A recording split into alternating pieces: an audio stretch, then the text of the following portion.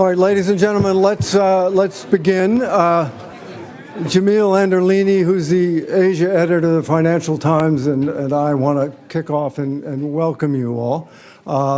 We have a kind of a rare concordance this evening. The next person on stage is David Teece from the Haas School of Businesses from New Zealand, as is Jamil.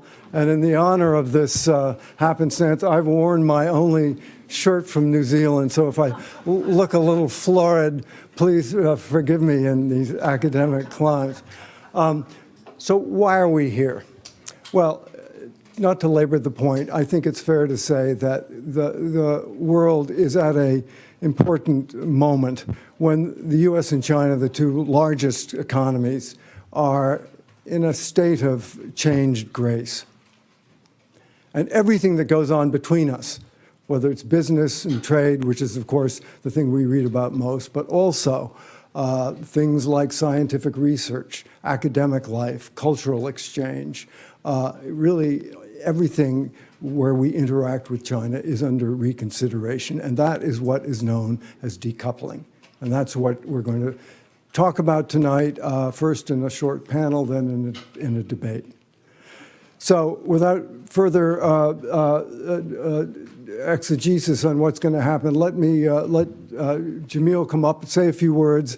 It's a great partnership we have with Nikkei and the Financial Times. They brought 7, 8, 9 people out.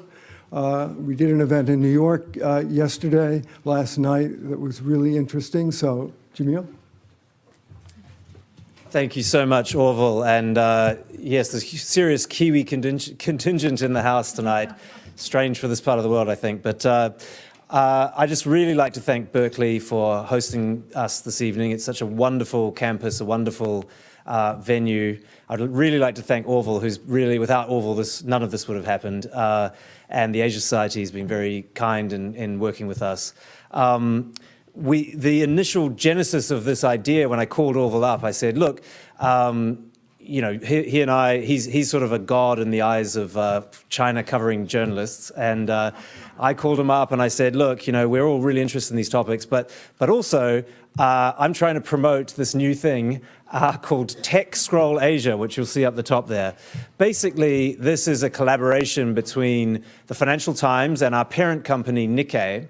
And at the moment, it's a weekly email newsletter, which you can sign up for as a subscriber. And pretty soon, if you're not a subscriber, you can also sign up for it. And it's really, it's run by James King, who's the global China editor at the Financial Times and really one of our most distinguished foreign correspondents, and Mercedes Ruehl, one of our rising stars in the Financial Times, who covers technology in Asia for us. So the two of them put together, with the help of Nikkei, an amazing weekly newsletter about technology throughout Asia. Obviously, that's got a large proportion from China, but it's not just China, it's all of technology in Asia, and it's really meant to inform particularly American readers, but all readers around the world about technology and what's happening in technology in Asia. And it draws on 170 journalists that the Nikkei and the Financial Times have outside of Japan throughout Asia. And it's really, I mean, I really urge you, if you're interested in technology, as I hope you are living in this part of the world, and you're interested in Asia, which you wouldn't be here if you weren't, I urge you to sign up and have a look at it.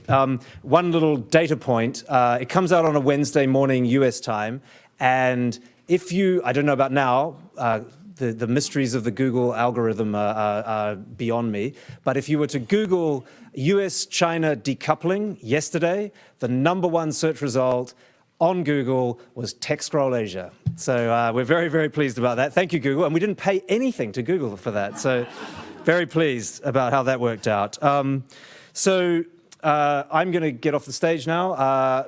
Soon I'll be back as your moderator for the debate that we're going to have. But first, Professor Teece, my countryman, is going to give a few words and then introduce the Chancellor.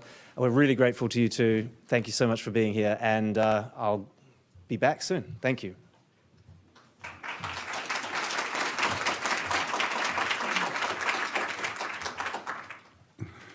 My job is to introduce the Chancellor, which will be easily. But let me begin by saying I think this is the most important topic of our day. It flows into not just economics, not just technology, but into national security and into the long-run performance and survival of liberal democracies. So these are really big issues. And the business school, which is happy to host this event in Chow Hall, I should point out, is obviously involved and engaged in the management issues that are associated with decoupling and with U.S. and China. In fact, while the debate is framed, should there be decoupling, we should recognize it's starting to happen. And it's a really big issue for Silicon Valley. It's a really big issue for China. It's a really big issue for the United States. Whether it's the appropriate course or not is something that we all need to think about. It is an issue that will implicate and is already implicating the university. We have a lot of international students here. We have joint ventures and joint relationships of a research kind in China. And these issues will come under the microscope as time unfolds. So we're on to a very important issue that we all have to pay attention to and make sure that it goes the right way for global prosperity and for global peace. Let me just briefly introduce our Chancellor, Carol Christ, who has done a magnificent job here at the University of California. I like to say she's figured out how to manage the unmanageable. The University of California, being highly decentralized, requires leadership for success, and she has delivered that in spades. Under her tenure, the international scope of what we've done has expanded. The number of international students has gone up dramatically. And importantly, the tech commercialization activities of the university have expanded enormously, and there are lots of very successful accelerators and incubators on campus, and we are involved as a university very much in the U.S.-China technology transfer issues. So these are not remote issues for other people, they're issues for us, as well as for the nation, and as well as for the world. Carol?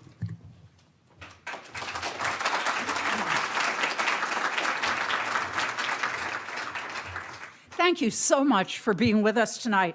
It's my pleasure to welcome you all to the campus for what I know is going to be a fascinating set of discussions about U.S.-China relations and the push for global technological supremacy. For the last few decades, and arguably since World War II, the United States has enjoyed unparalleled technological strength and has reaped the economic and national security benefits that accompany it. At the same time, American public perception of Chinese technology and Chinese high-tech companies has tended to be dismissive. Many have believed that Chinese imitation of Western technology, sometimes propelled by intellectual property theft, meant that Chinese firms could only copy, not imitate, not innovate. Guided by President Xi Jinping's call for China tech to catch up and surpass, however, the country has challenged such ideas. In recent years, China has built world-class industries in everything from 5G cellular networks to bioengineering to artificial intelligence to quantum computing. In the minds of Chinese leaders and many Chinese citizens, technological progress is not only a means of achieving economic and military might, but also an ideological end in itself: the restoration of China as a truly great power on the world stage. To many U.S. policymakers, the prospect represents an existential threat to the United States' global position and its own international agenda. Now we're seeing stirrings of a so-called war for tech supremacy as import tariffs are imposed, patent enforcement is debated, and restrictions on the use of competitors' technology are set. So how will that war play out, and who will win?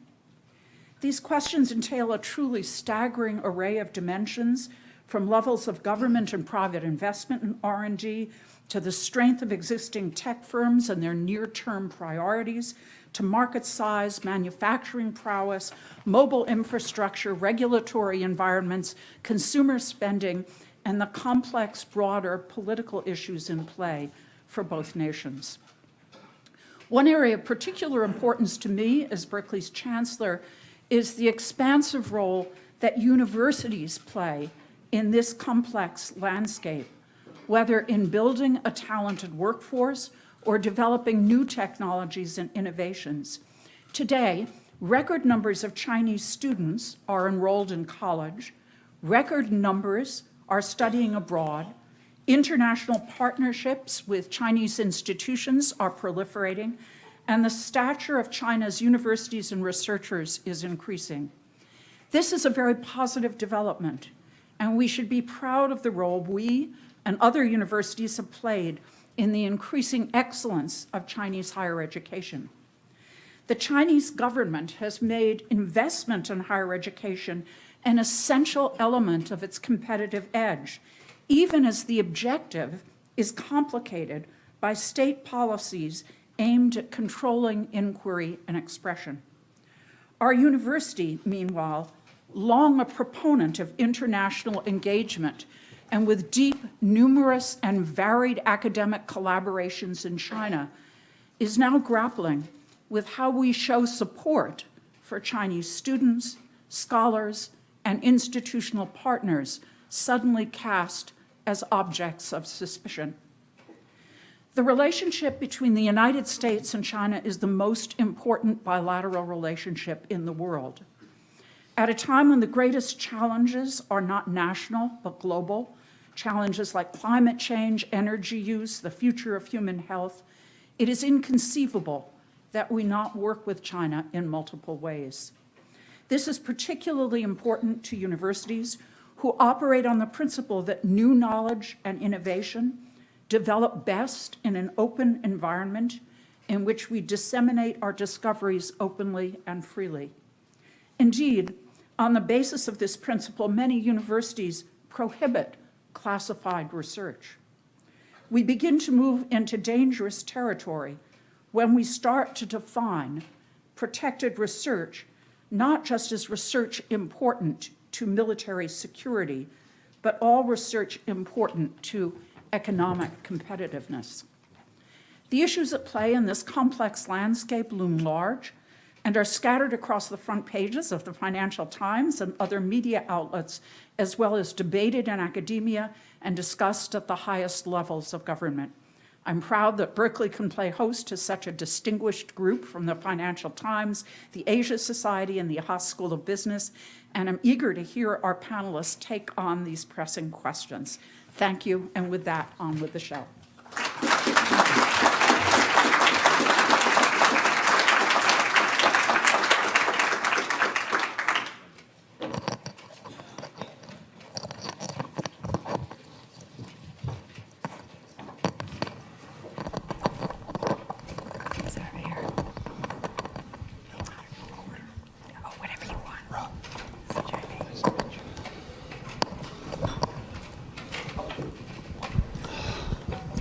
Hello, everyone. Can you hear me? Yes.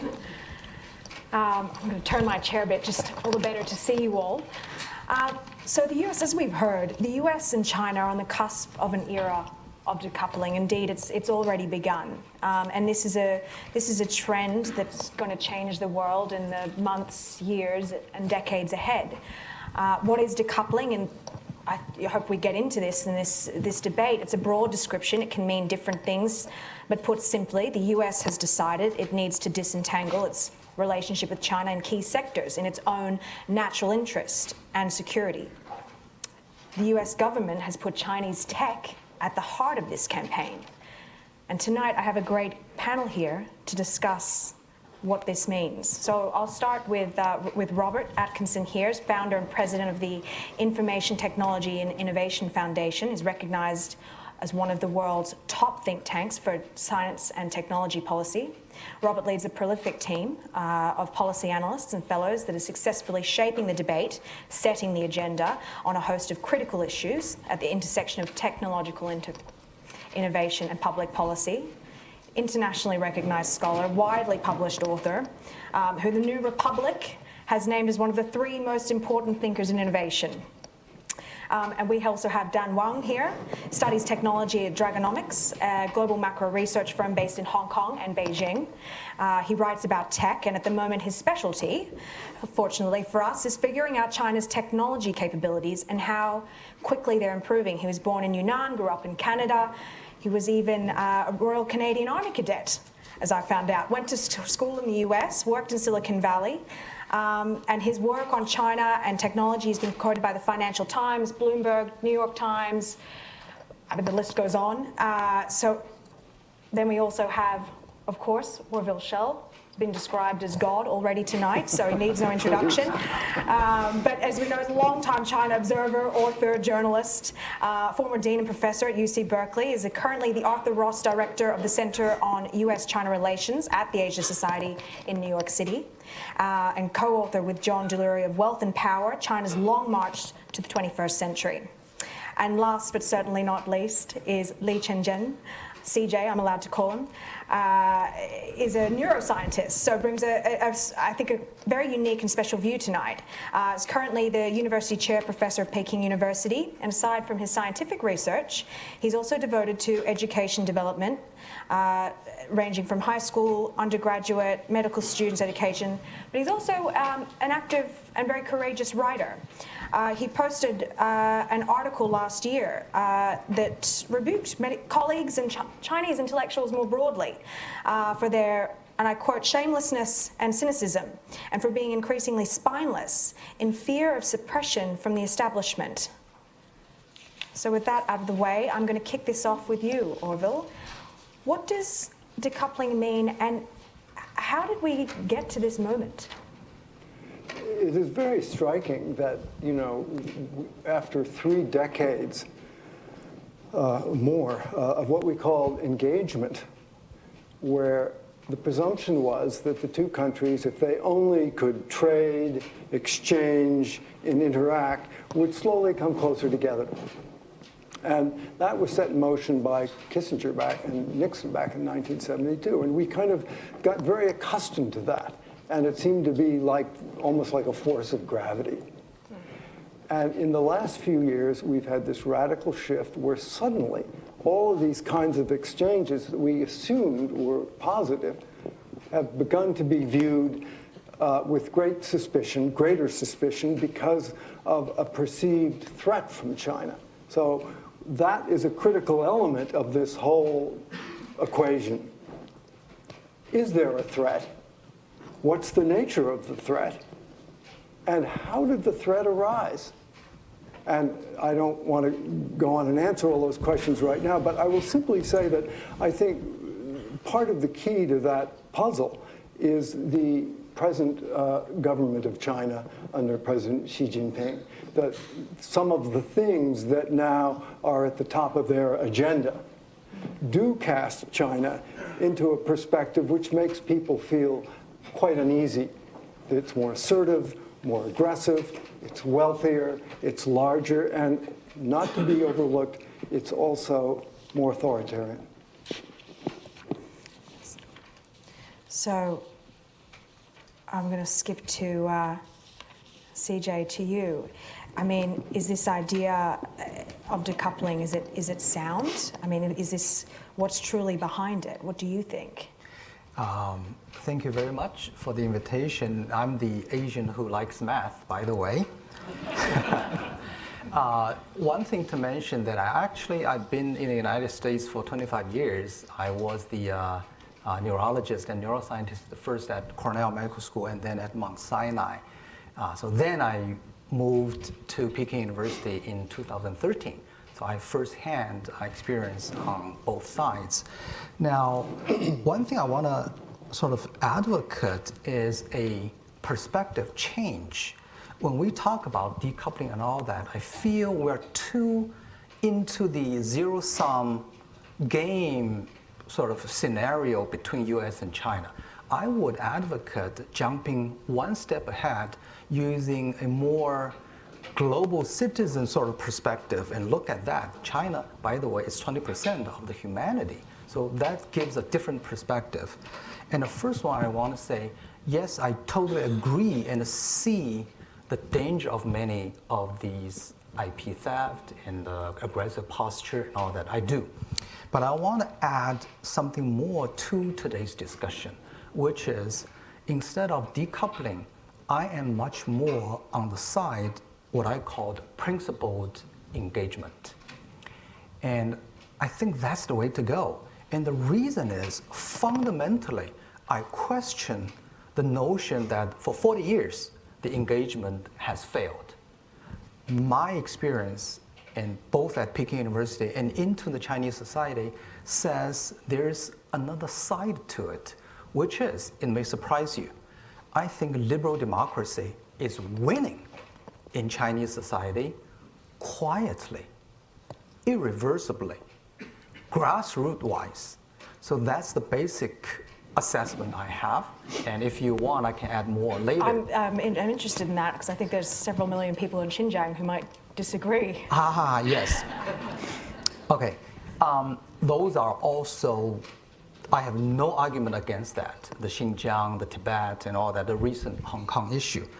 But if you look at the general public, the way their lifestyle is, if you count how many of the top leaders' sons and grandsons are in the United States. Last year alone, 360,000 students came to US alone. In Peking University, 60% of my department's undergraduate students end up here. Among them, I think there's one student from my lab who was a physics Olympia gold medalist. So the realization of going west and appreciating the freedom of speech, the not only life quality, but the whole 9 yards is definitely there. So I think that counts, really. Now, why we don't hear that much, because the voice it doesn't show, but these are the people, by and large, their formal education is after the Cultural Revolution, unlike Xi Jinping's generation. So those are the upcoming generation, and I have pretty good feeling about them, and the whole value system is progressive. And based on that, I think we do have an optimistic view of that. And in education, I think this is one area that US can exert very positive influence on China through the academic collaboration. When you get in, for example, science, it's not only about electrons or DNAs, it's about a whole set of thinking. It's a whole system of enlightenment. It's about the basic concepts, supporting data, logic, debate, freely exchange ideas, and trial and error, the courage to say things people don't believe. All that is positive, and it's taking root in Chinese universities. Peking University is one of the examples. So I think that's a positive side. Let's keep the channel open. There might be areas that we do need to decouple, maybe, but keep the higher education as much as possible interactive. Do not suffocate that channel, which is cultivating the next generation of leaders and people who will change. The old guards will retire. Give it 10 years, 20 years, they will be gone. But the newer ones, we should not close the door, because that's the leverage we have. Since when United States won a war? By withdrawing. United States won all the wars by engaging. And I think the United States should be patient, confident, and with great perseverance. Thank you. Speaking about things taking root in a new guard in China, Rob, in your excellent recent report, Is China Catching Up with the US in Innovation? You quote Carly Fiorina saying, although the Chinese are a gifted people, innovation and entrepreneurship are not their strong suits. Their society, as well as their educational system, is too homogenized and controlled to encourage imagination and risk-taking. Is America still deluding itself? Is this an emergency for the US? Yeah, we've long been deluding ourselves because in the U.S. framing, there's only one recipe for innovation success, and that's the recipe we've used, which is light touch regulation, free markets, and limited roles of government. It's worked very well. But there are other recipes, and we've seen that, for example, with the rise of South Korea. South Korea, they're not very creative. They have rigid schools. They jam stuff into your head. They're not that entrepreneurial, and yet they've turned into becoming one of the leading technological countries of the world. They do more R&D as a share of GDP than any other country, so they were able to do it. I want to come back to the decoupling thing because I think it's an important way to frame it. The standard frame is, why is the U.S. instigating decoupling? And I think that's really the wrong way to think about it. It's akin to asking a woman who's been married to a philanderer who is abusive, why are you divorcing this person? Well, she's not the one really making the divorce. It's the philanderer. And, you know, we coined this term back in 2010, innovation mercantilism, which is what we articulated China was doing. China could have stopped this. They could have prevented this from happening easily, easily. They could have reined in intellectual property theft. They could have reined in massive subsidies. I mean, they're giving over $100 billion, writing a check just to one industry, the semiconductor industry, in violation of WTO rules. I mean, go down the list.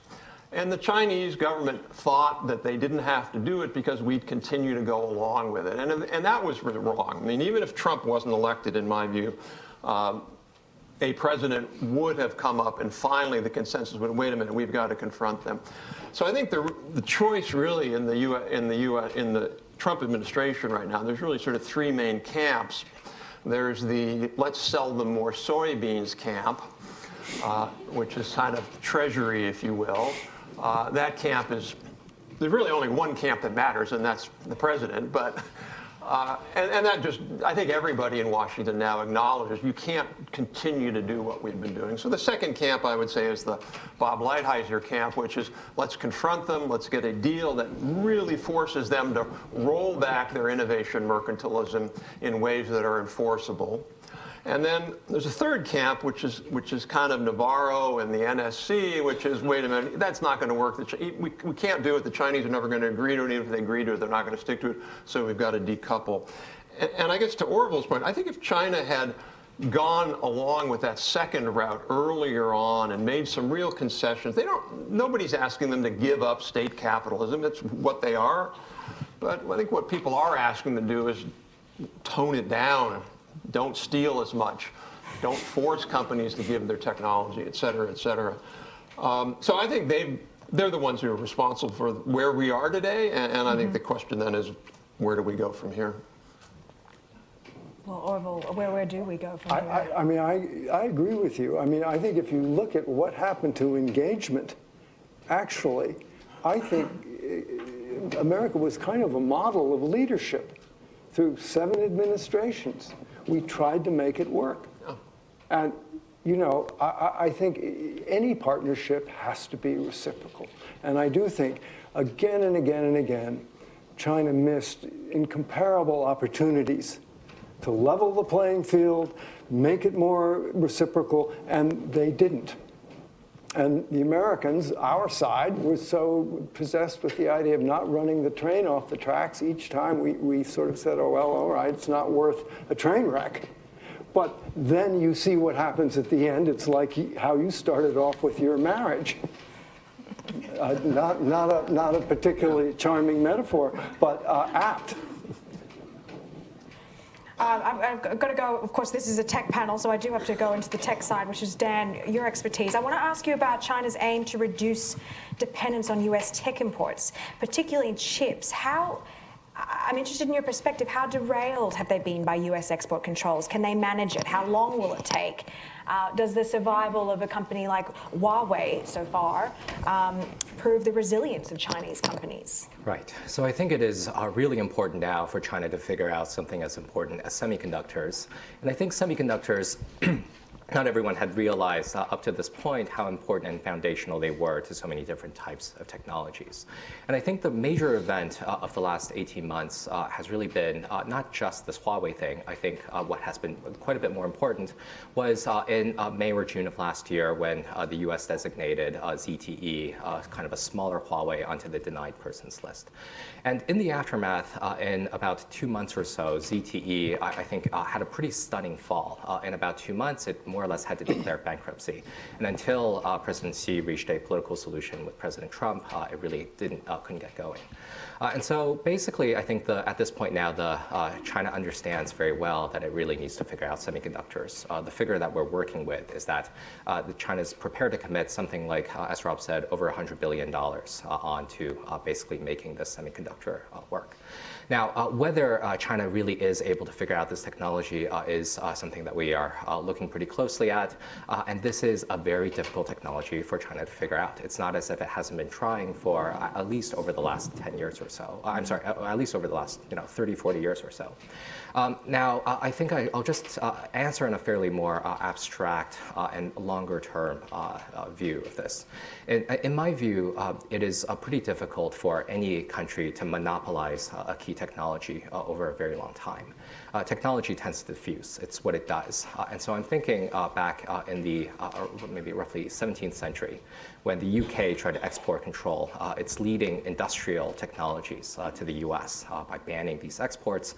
The US still managed to figure it out pretty quickly. There were a couple of people who just more or less memorized mill designs and then built new mills in New England. So there's one particular guy, Samuel Slater. The UK refers to him, I believe, still as Trader the Slater, for having just memorized a bunch of designs and then built mills in Rhode Island. And I used to work here in Silicon Valley. The saying that we had here is that knowledge travels at the speed of beer. Beer or coffee, pick your poison. People just chat about this stuff. It's in the air, and then this is the sort of thing that tends to move on. Now, whether this moves on quickly enough to rescue Huawei, I don't think so. But just in general, China is about trying to replicate a lot of different technologies. It's not trying to invent them de novo. And I think that is a little bit of a more straightforward process. I'm interested as well. I mean, one of the things that we've come back to in Tech Scroll Asia is, can you just partially decouple, or can this only lead down one way into a total severing? I mean, is there a way that this can be done a bit more nuanced? And so, you brought up ZTE before. I mean, there was a lot of flip-flopping on that policy. Is there a better way of doing this so that you can do a partial decoupling? Well, my view is that that's the challenge. Yeah. You have to do that because the world is a globalized, coupled world. But having said that, I have to also add that I think China is very poor at doing, cooperating in a friendly way in one realm while being in a state of extreme contradiction, maybe adversarial relationship in another. And I would also say the U.S. has its problems too. Carol alluded to her concerns about, the United States has been known to end up with witch hunts when it turns against certain countries, certain races, certain people. So I think each side has got an immense challenge in picking a judicious path forward. But that's the challenge. If China does make more concessions, I mean, do you see engagement working again? Last night in New York, we had the guy who's been running Asia in the National Security Council give us a little rap, and that was exactly the question I asked him. He's now the Deputy National Security Advisor. I said, if China comes around, is the door still open? Well. And he gave us a long talk on ideology, but then, and he's a very intelligent person, he said, yes. Okay. But I think there's some people who don't agree with that. Well, I mean, it also, just interested as well, I mean, how far from the US side this decoupling goes. I mean, Dan, you wrote a report entitled "The Rising Risk for Chinese Firms" a couple of months ago. You correctly wrote that more Chinese firms be put on the entity list. And indeed, last week, I think it was last week, we saw that happen. We saw some of China's top AI firms get added to the list. And then there's plenty of discussion about the finance sector, Alibaba, Tencent. I mean, is this the way it's going? Well, I think it's a political question of whether the U.S. deploys its tools, but what I can say is that the U.S. has a very substantial toolbox indeed. If you look at financial sanctions, these are all possibly coming down the line. We can have Magnitsky Act designations which deprive Chinese firms of access to certain U.S. persons, and then also the USD. There are all sorts of the sanctions that the Department of the Treasury can unveil to deal a lot more pain to the Chinese technology sector.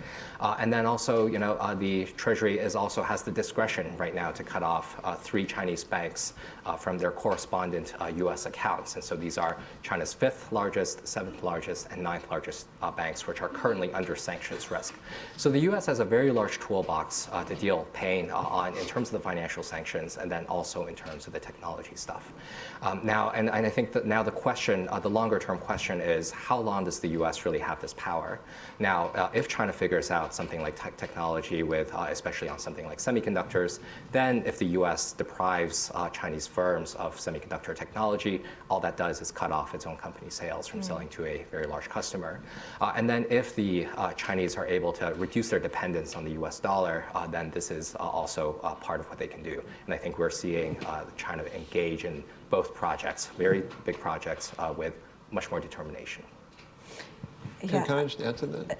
So I think there's 3 main things that the U.S. needs to do in this. One is, and we're already seeing it happening, I think the Chinese government is making a huge mistake by thinking they can rope-a-dope this, which is their core strategy, is rope-a-dope. It's been that strategy for years. I went to these S&ED meetings when I was helping out the White House, and you see that that's what they do. And they have this belief that they can just wait out Trump. And I think that's a huge mistake, because with the tariffs on, what you're seeing is American companies moving production out of China. Apple moves half of its earbud or something over to Vietnam. There was just a big announcement last week about some company moving to Malaysia. So I think part of what we need to do is we need to have much tighter relations with some of these other countries, which is why we should have had the TPP. It would have made it a lot easier to do that. But still, we need to make it clear that if you move your production to Malaysia or Vietnam or whatever, you're going to have good access to the U.S. market. And that, I think, will make it easier for American firms to move. They're not going to move everything out of China, but American supply chain managers and C-level folks, they understand that being in China 100% in is a highly risky strategy that they don't want to do anymore. So that's number one. Number 2, and I think we should follow what the Japanese are doing. Japanese are on a huge automation tear.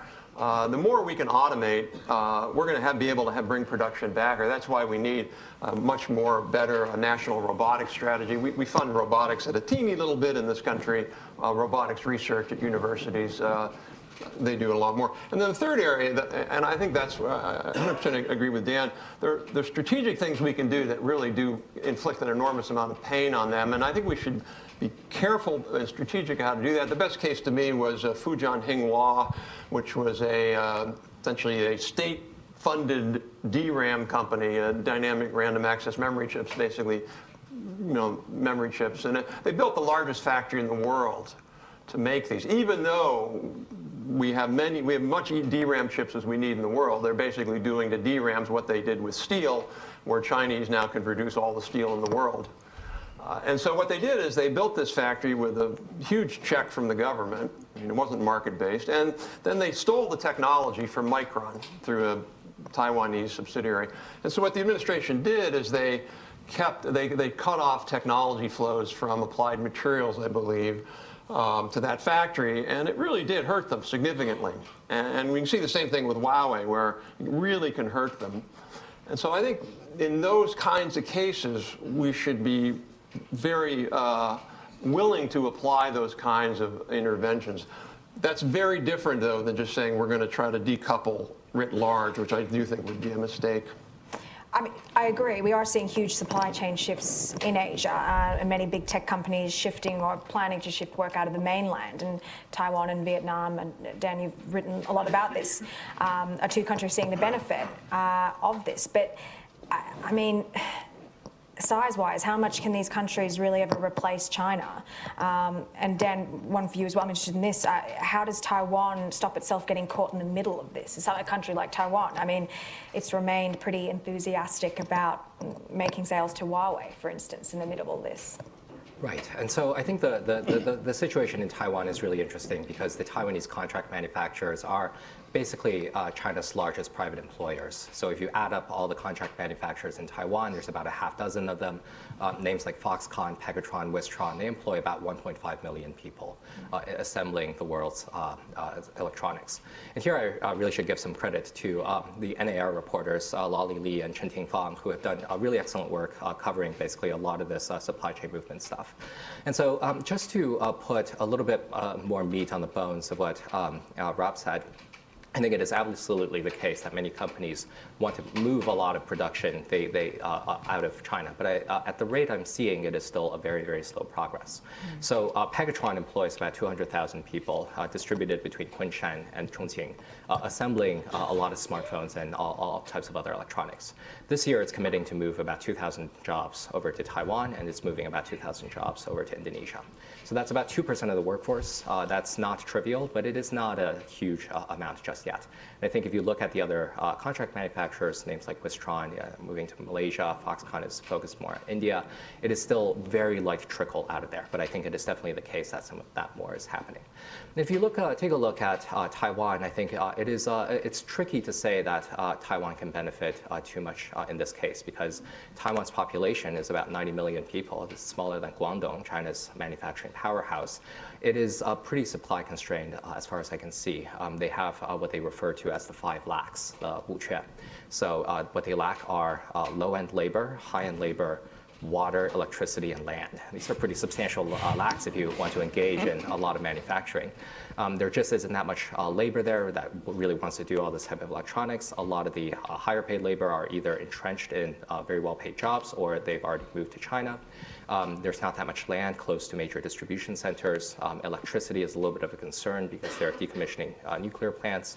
And then water, there's some storage issues there as well. So I'm a little bit skeptical that these much smaller places are able to benefit much from this. But I think some crumbs off the table is a feast for these smaller places. I'm going to blatantly steal one of my colleagues' questions from our discussion last night, which is putting ourselves 5 years from now, and what kind of decoupling, and what decoupling will look like, and what you imagine it to be. Will it be hitting trade? Will it be hitting tech? Will it be one country suffering more than the other? I'm interested in hearing, realizing our time is short, so interested hearing from each of you where you think we'll be.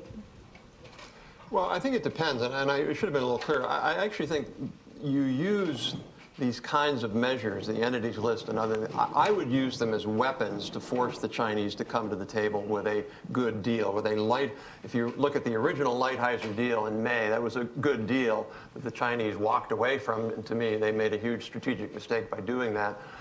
I would use those weapons to get them to the table to make that deal. And one of the worries that I have is that there are lots and lots of American jobs and American know-how and capabilities where we're exporting things to China. I don't want to give that up, and I think that would be a strategic mistake. We want to be selling them as much as we can. Everything we sell them is one thing they don't make. So I think it really largely depends on who wins the election in 2020. I think if Trump wins the election, then I think we're going to continue to see a stronger push towards much deeper and stronger decoupling. I think if a Democrat wins, someone like Senator Warren, I think she would tend to be tough on China, but I don't think she'd be a decoupler. This is beyond my expertise, but I want to raise an awareness of one thing. I think it's important in the discussion, which is I don't feel the paramount goal of Chinese Communist Party now is to be a global dominant role. I think the fundamental thing that it's worried about is actually regime survival, literally. It has been like that, it is now, and it's going to be like that in the near future. With the amazing achievement aside, but look at what they are facing. You have economy not really increasing because the low-hanging fruits are done. And there's corruption, there's inefficiency, there's a very big one, legitimacy of the regime. There's Xinjiang, Tibet, Hong Kong, Taiwan issue. All of that lumped together, I think they are facing a true, not a paranoia, a true existential question that is the regime going to exist? So I think that is what they are really looking for. Even those aggressive postures, the IP and all that, I think we understand that, if I understand that, as a reaction to this sense of urgency, sense of risking. And I think if the decoupling to some degree occurs, that will definitely slow things down. But I remind everybody that it's unlikely that will make a break in the Chinese society. It's already there. The middle class in China is probably more than the US population altogether. It's a huge market demand on its own. And the science technology has advanced to the degree that they will, it's a less efficient cell phone, but it's still a cell phone. I don't think it will hurt that fundamentally. But my worry is, depending on how we do it here, it may hand the regime one trump card, and that's the only trump card it can play, which is the nationalism. So we need to be very careful what to do, how to do. And I'm not an expert, but I feel that is going to be very important in 5 years, whether this decoupling is bringing a positive push to the Chinese society and the regime, or strengthen its rule, and because it can arouse this whole nationalist fever in China. That's something we really should look into. Orville, I'm just going to I'll go straight to you. I mean, you talked about Xi Jinping's China at the beginning of this. I mean, is this, do you agree? Is this a regime that's going to be fighting for survival over the next 5 years, or is it one that's fighting for domination? Well, I think it wouldn't mind being dominant, but I do think its primary concerns are, as we've just heard, survival.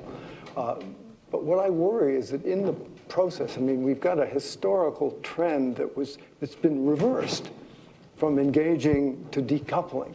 And every day we're sort of losing the musculature between these two, absolutely critical global powers. And we also have a number of piles of dry tinder lying around like Hong Kong. I mean, I frankly don't see a good way out of Hong Kong. I don't predict anything either. And then you look at Taiwan, I mean, that is an incredibly dangerous situation. And it wouldn't take much, and we wouldn't have much capacity to resist it, to have one of these flashpoints. Don't forget the South China Sea. China has claimed the entire maritime expanse from the South China coast to Indonesia. And the Seventh Fleet is there contesting it. The Chinese are disobeying the international court rulings. So it wouldn't take much to just get this thing off to the races. And we're losing the ability, I think, to get into a steady state, stay in a steady state. And that's very worrisome. Very hard to turn historical trends around. It was hard to turn engagement around. And it's going to be harder to turn decoupling around. Can I add something? Of course. Yeah, I agree with that. And I think the biggest danger I see is also Taiwan, not Hong Kong, but Taiwan. I agree. I do want to mention one thing. I think time is on our side, literally, because China, as good as it is in developing, it's still trying to catch up rather than leading. US is by far, and the allies, is by far dominating. I'll give you an example. There are 2,568 prescription drugs. How many China contributed? 0.5. Why? Because it's not even one, because it's an old target. There's 0 new target, new drugs. It's trying to catch up. And that aspect, so going from making shirts and shoes and all that to the high-tech arena, you need 2 things. The first one, you need the top talents, top talents, which China still lacks.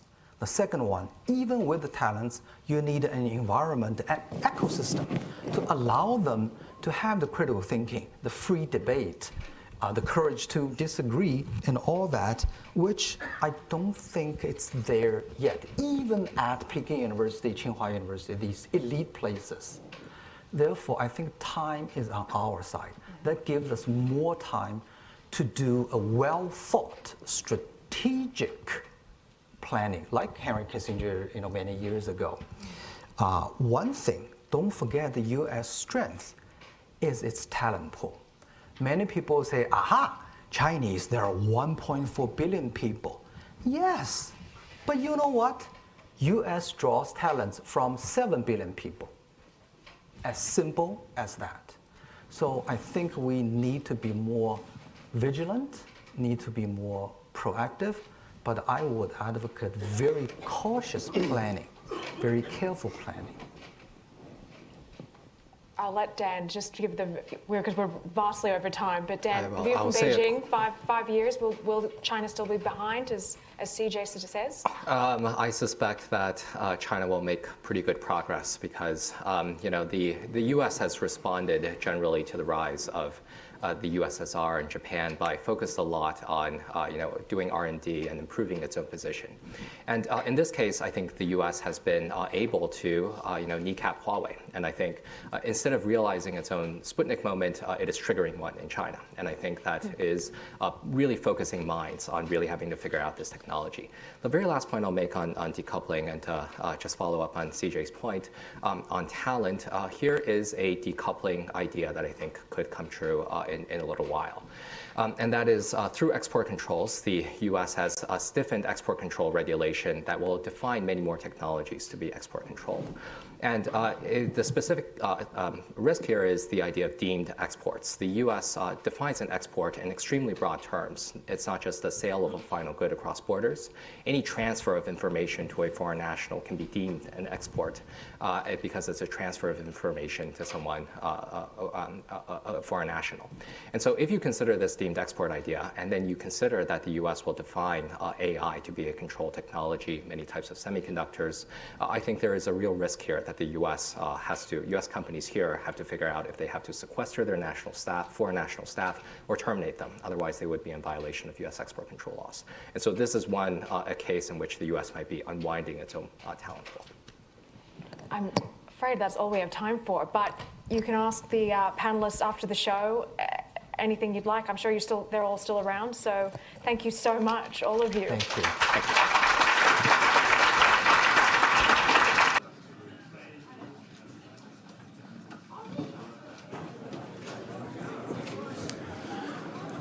Hello, everyone.